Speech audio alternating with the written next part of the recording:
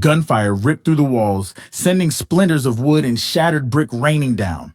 Muzzle flashes flared in the darkness, cutting through the smoke that choked the air. The screams had stopped hours ago. What remained was the steady rhythm of death, methodical, precise. They had been boxed in for days, holed up in this rotting shell of a building, their last bastion crumbling around them.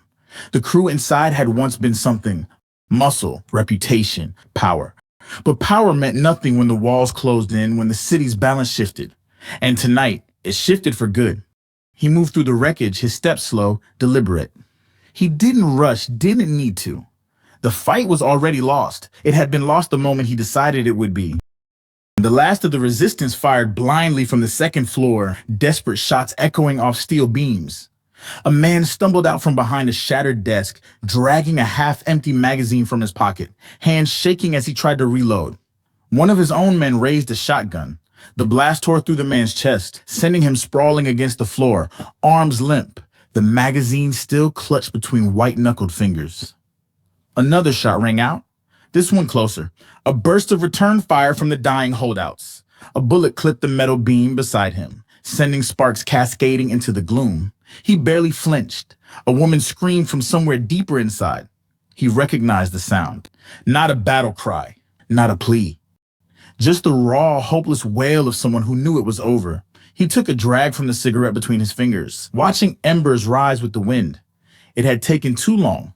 Too much effort for something so inevitable, but they had to make an example of this place. Flames gnawed at the edges of the building, smoke curling upward, thick and choking. Wood cracked. Metal groaned. The air reeked of burning oil, scorched rubber, something deeper beneath it all, something rotten.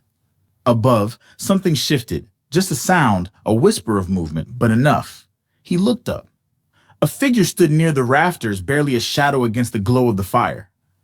Just another rat in the walls, someone who should have burned with the rest of them. Then came the groan of metal, the sharp shriek of something breaking loose. He barely had time to register it before the crate dropped, before the world tilted, before everything turned red and pain swallowed him whole. He hit the ground hard, lungs seizing, ribs crushed under the weight of old steel. His vision swam, blurred at the edges. His fingers twitched, but nothing else moved. Voices, distant at first, then closer. The boots of his own men circling, hesitant. The weight of eyes on him. He coughed, something wet and thick in his throat. Blood. It dripped from his lips, staining the front of his coat. The air burned, smoke thick, pressing against him like a wall.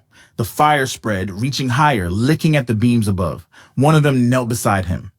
A voice cut through the ringing in his ears, something close to panic beneath it. Boss. His breath rattled. He turned his head just enough to see them, blurred shapes against the glow. His men, the ones who had followed him through the years. The ones who had seen what he built. It wasn't supposed to end like this. He forced his arm to move, fingers dragging toward his belt, slipping over the handle of his gun. His grip was weak, the weight of it too much. He exhaled sharply, frustration curling in his chest. Not like this. Not like this. Not crushed under rust and filth. Not by a no one.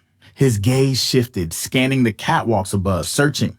She was still there, a silhouette frozen in place. He couldn't see her face, just the outline, the shape of her. The others followed his stare. One of them raised a gun. No, he rasped. His own voice startled him, thin, cracked, like a man already halfway gone. The gun trembled in his grasp as he lifted it, not toward her, toward the man kneeling beside him. The one looking at him with something like uncertainty. He pressed the gun into the man's palm. A final order. A legend doesn't die like this. The hesitation lasted only a second. The world flared white. The shot rang out, lost beneath the sound of fire consuming everything.